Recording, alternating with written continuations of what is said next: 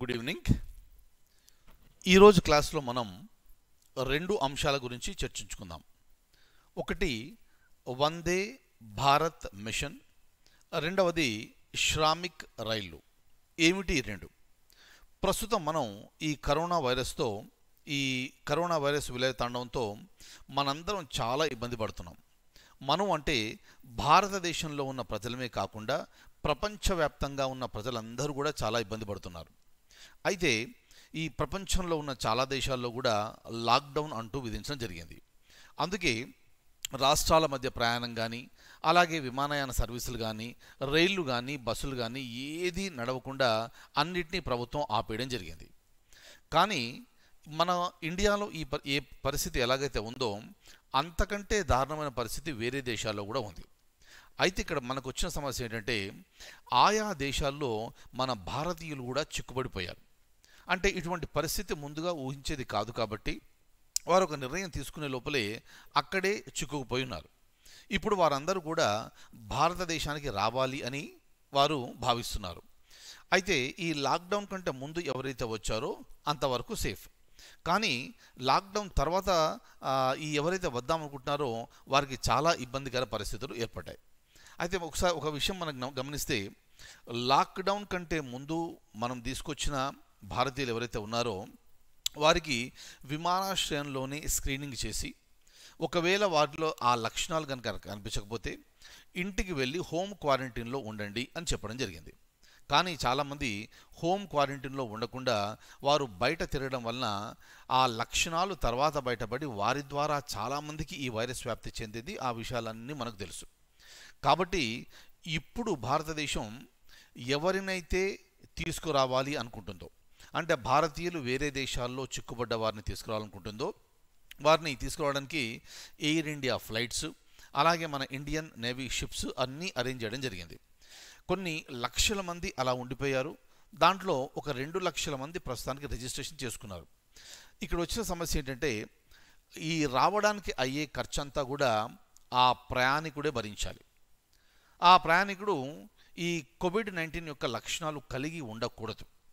అటువంటి వారిని తీసుకొచ్చి అక్కడ ఏ దేశం నుంచే తీసుకొస్తున్నామో అక్కడ బాగా స్క్రీనింగ్ చేసి వారిని విమానం ఎక్కించి ఇక్కడ దింపిన తర్వాత మళ్ళీ ఇక్కడ టెస్ట్ చేసి వారిని ఒక 14 రోజులు గవర్నమెంట్ ఆధ్వర్యంలోనే క్వారంటైన్లో ఉండడం జరుగుతుంది. ఎందుకంటే మనం చాలాసార్లు చూస్తున్నాము, కొంతమందికి ఈ కోవిడ్ లక్షణాలు బయటపడటం లేదు. కారణం వారిలో రోగ నిరోధక శక్తి బాగా ఉండడం కావచ్చు. కాబట్టి ఇది బయటపడకుండా వారు బయట అలా తిరుగుతున్నారు. కానీ వారి ద్వారా వారు తుమ్మినా, దగ్గినా, వారు షేక్ హ్యాండ్ ఇచ్చినా, ఇతరుని కౌగులించుకున్నా తద్వారా ఈ వైరస్ అనేది వ్యాప్తి చెందుతుంది. కాబట్టి ఒక వ్యక్తిలో లక్షణాలు లేనంత మాత్రాన అతనిలో కోవిడ్-19 లేదని, వైరస్ లేదు అని భావించడం కుదరదు. అందుకని గవర్నమెంట్ తీసుకున్న నిర్ణయం ఏమిటంటే ఇక్కడికి రాగానే వారిని స్క్రీనింగ్ చేసి ఒక 14 రోజులు వారిని క్వారంటైన్లో ఉంచాలి అని ఒక నిర్ణయం తీసుకోవడం జరిగింది. క్లియర్? దీనికి సంబంధించిన ఏర్పాట్లన్నీ కూడా అయ్యాయి. దానికి సంబంధించిన క్వశ్చన్ ఒకటి ఉంది, చాలా ఇన్ఫర్మేషన్ నేను మీకు ఇప్పుడు చూపిస్తాను. అలాగే అదే కాకుండా భారతదేశంలో ఉండే చాలామంది కూడా ఒక రాష్ట్రం నుంచి ఇంకో రాష్ట్రానికి వలస వెళ్తారు. చాలామంది కూలీలు కానీ, మిగతా వారు కానీ, విద్యార్థులు కానీ చాలామంది ఇలా వలస వెళ్ళిపోయి అనుకోకుండా ఈ పరిస్థితుల్లో వేరే రాష్ట్రాల్లో చిక్కుపోవాల్సి వచ్చింది. మరి ఇక్కడ బయటకు వెళ్దామంటే కుదరదు, జేబులో డబ్బు లేదు, తిందామంటే భోజనం లేదు. కాబట్టి డెఫినెట్గా ఆ సమయంలో ఎవరికైనా ఏమనిపిస్తుంది, మన ఇంటికి మనం వెళ్ళిపోతే బాగుంటుంది అనిపిస్తుంది. అంటే చావో బతుకో అక్కడికి తెలుసుకుంటే బాగుంటుంది అని అనిపిస్తుంది. కానీ చాలా రాష్ట్రాల్లో కూడా ఇలా వచ్చిన వలస కూలీలు కానీ, విద్యార్థులు కానీ, ఇతరత్ర ఉన్న వ్యక్తులు కానీ అలా చిక్కుపోవడం వలన రాష్ట్ర ప్రభుత్వాలు వారికి కావాల్సిన సదుపాయాలు ఏర్పాటు చేశారు. అంటే ప్రతి రాష్ట్రం కూడా తమ పరిధిలో తమ శక్తి మేరకు వారు సహాయపడ్డారు. So there is no doubt about that. కానీ అలా ఎంతకాలం? ఈ లాక్డౌన్ పీరియడ్ పెరుగుతూ ఉంది కాబట్టి ఈ వలస కార్మికులు కానివ్వండి, విద్యార్థులు కానివ్వండి, వీరందరినీ కూడా వారి వారి రాష్ట్రాలకు పంపించాలి కాబట్టి కేంద్ర ప్రభుత్వం తరఫున కొన్ని రైళ్లను అరేంజ్ చేయడం జరిగింది. ఆ రైళ్ల పేర్లే శ్రామిక్ రైళ్లు. తద్వారా ఏమవుతుందంటే ఆల్రెడీ ఇక్కడ నుంచి పంపించడం జరుగుతుంది. అయితే మరి వీళ్ళకు డబ్బులు ఎవరు ఇవ్వాలి? క్లియర్. వేరే దేశాల్లో ఉన్నవారైతే డెఫినెట్గా వారి దగ్గర డబ్బు ఉండొచ్చు, వారు టికెట్ కొనుక్కొని వారు రావాల్సి ఉంటుంది.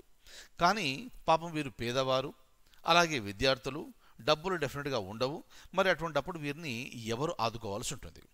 అందుకని రైల్వేస్ ప్రతి రాష్ట్ర ప్రభుత్వానికి చెప్పింది ఏంటంటే, మీ రాష్ట్రం నుంచి వీరిని వారి రాష్ట్రానికి పంపిస్తున్నారు కాబట్టి ఏ రాష్ట్రం నుంచైతే పంపిస్తున్నారో ఆ రాష్ట్రానికి సంబంధించిన ప్రభుత్వమే ఈ ఖర్చు భరించాలి. ఈ ఖర్చు మీరు పెడతారా, లేదా టికెట్ కొని ఆ ప్రయాణికుడికి ఇచ్చి ఆ ప్రయాణికుడి దగ్గర నుంచి మీరు వసూలు చేస్తారా, లేదా వారు మీ రాష్ట్రం నుంచి ఏ రాష్ట్రానికైతే వెళ్తున్నారో ఆ రాష్ట్ర ప్రభుత్వంతో మాట్లాడి వాళ్ళ దగ్గర నుంచి డబ్బులు తీసుకుంటారా అనేది మీ ఇష్టం. కానీ గైడ్లైన్స్ ప్రకారంగా క్లియర్గా ఏంటంటే, ఏ రాష్ట్రం నుండి వీరు ఈ ప్రయాణికులు బయలుదేరుతున్నారో ఆ రాష్ట్రానికి సంబంధించిన ప్రభుత్వమే డబ్బులు చెల్లించాలి అని రైల్వేస్ చెప్పింది. దీని మీద రైల్వేస్ను చాలామంది విమర్శించడం జరిగింది. ఆ తర్వాత రైల్వేస్ చెప్పింది ఏంటంటే, అసలు మొత్తం ఖర్చు ఏదైతే ఉందో ఆ ఖర్చులో మేము అడిగింది 15%. మిగతా 85% కూడా రైల్వేసే భరిస్తుంది. ఈ 15% కూడా ఎందుకు తీసుకుంటున్నాము అంటే, ఈ రైల్వేని శుభ్రపరచడానికి డిస్ఇన్ఫెక్టెంట్స్ వేస్తారు కదా, అది వేసి ఈ వైరస్ లేకుండా చూసి దాన్ని శుభ్రపరచడానికి, అలాగే ప్రయాణికులకు వాటర్ బాటిల్స్ అందించడానికి, అలాగే ప్రయాణికులకు ఆహార పదార్థాలు అందించడానికి, అలాగే ప్రయాణికులకు మాస్కులు ఇవ్వడానికి అని రైల్వే శాఖ స్పష్టం చేసింది. అయితే మిగతా 85% ఖర్చు అంతా కూడా మేమే భరిస్తున్నాం కాబట్టి ఈ 15% ఆ రాష్ట్రాలు భరించాలి అని రైల్వే శాఖ తన మార్గదర్శకాల్లో జారీ చేయడం జరిగింది. రైట్. సో 2 ప్రోగ్రామ్స్, ఒకటి వందే భారత్, రెండవదేమో శ్రామిక్ రైల్స్. రైట్. సో దానికి సంబంధించిన ఇన్ఫర్మేషన్ నేను మీకు ఇప్పుడు చూపిస్తాను, ఒక్కసారి చూడండి. చూడండి, ఇక్కడ వందే భారత్కు సంబంధించి ఈ క్రింది వానిలో ఏవి కరెక్ట్ అనేదాన్ని మనం గుర్తించాలి. రైట్. ఇక్కడ చూడండి, ఈ వందే భారత్ మిషన్ ద్వారా భారతదేశం 64 ఫ్లైట్స్ అరేంజ్ చేసి అవి ఇతర దేశాలకు పంపించి అక్కడ ఉన్న చిక్కుబడిపోయిన భారతీయుల్ని వెనక్కు తీసుకొచ్చే ప్రయత్నమే వందే భారత్ మిషన్. రైట్. ఇక్కడ కనుక మీరు చూస్తే స్టేట్మెంట్ ఏ, స్టేట్మెంట్ బి రెండు కూడా కరెక్టే. ఒకసారి చదవండి. మనం ఆల్రెడీ డిస్కస్ చేసుకున్నవి. స్టేట్మెంట్ ఏ, స్టేట్మెంట్ బి రెండు కరెక్టే.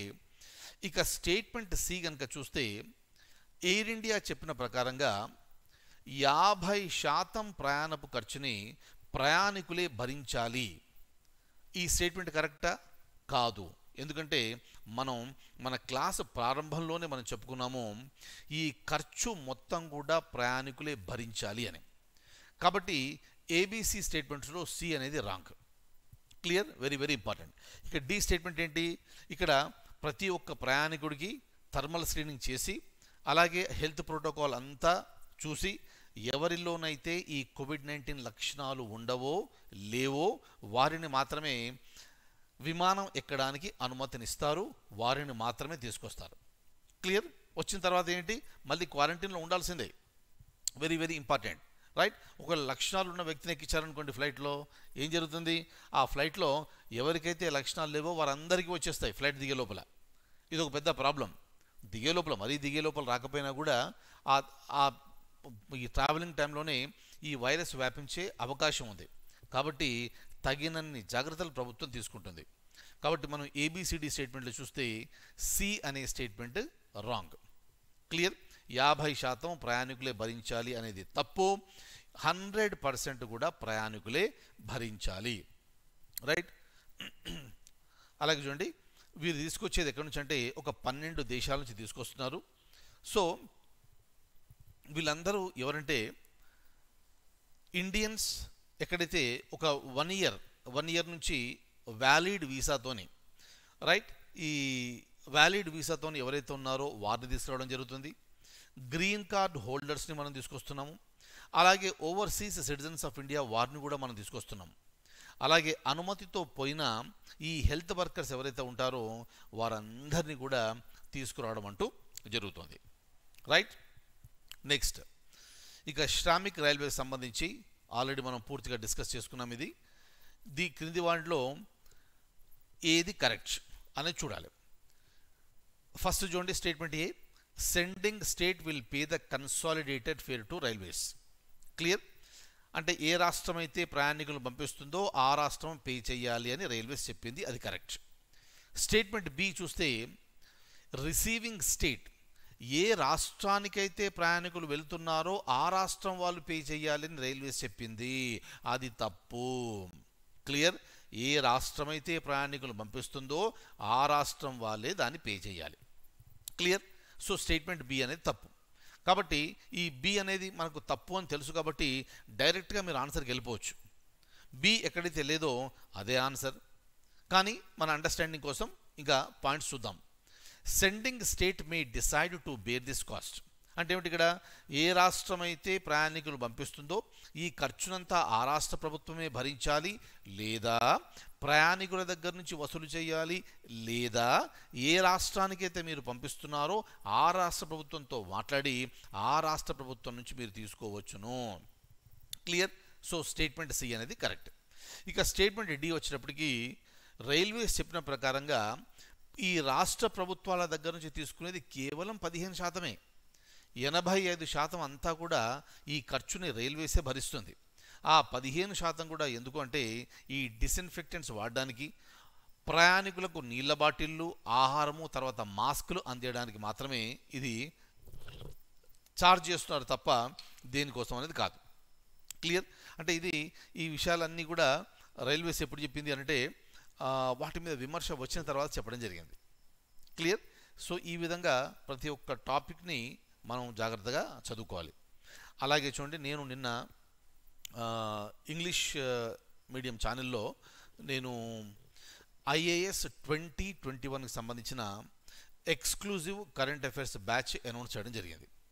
Exclusive current affairs batch only for IAS 2021 preliminary exam రాసే వాళ్ళకి. సో ఇది ఇంగ్లీష్ మీడియంలోనే ఉంటుంది. మీలో ఎవరైనా ఆ బ్యాచ్లో జాయిన్ కావాలి అనుకుంటే ఆ దాంట్లో తప్పకుండా జాయిన్ కండి. దాంట్లో చాలా చాలా చాలా బెనిఫిట్స్ ఉన్నాయి. మీరు ఒకవేళ ఆ వీడియో చూసి ఉండకపోతే దయచేసి మన సైట్ ఓపెన్ చేయండి, onlineias.com. ఆ సైట్ ఓపెన్ చేసి మెనూ బార్లో మీకు IAS 2021 అని కనిపిస్తుంది. అక్కడ మీరు క్లిక్ చేస్తే నా సెమినార్ ఉంటుంది. ఆ సెమినార్ పూర్తిగా చూడండి. ఇది కేవలం అంటే ఎక్స్క్లూజివ్గా IAS 2021 ప్రిలిమ్స్ రాసే అభ్యర్థుల కోసం తీసుకోబడుతున్న క్లాసు. ఇక వేరే ఎవరైనా కూడా కావాలి, ఇంట్రెస్ట్ ఉంది, జాయిన్ అవుతాము, కరెంట్ అఫైర్స్ బాగా నేర్చుకుంటాము అంటే you are all welcome. Clear? కానీ జాయిన్ అయ్యే కంటే ముందు ఒకసారి వీడియో చూడండి. మీరు పూర్తిగా సంతృప్తి చెందిన తర్వాత then you please join. Fine. So that's all for the day. ఇక మళ్ళీ మనం రేపటి క్లాసులో మరిన్ని కరెంట్ అఫైర్స్తో మళ్ళీ కలుద్దాము. అంతవరకు సెలవు.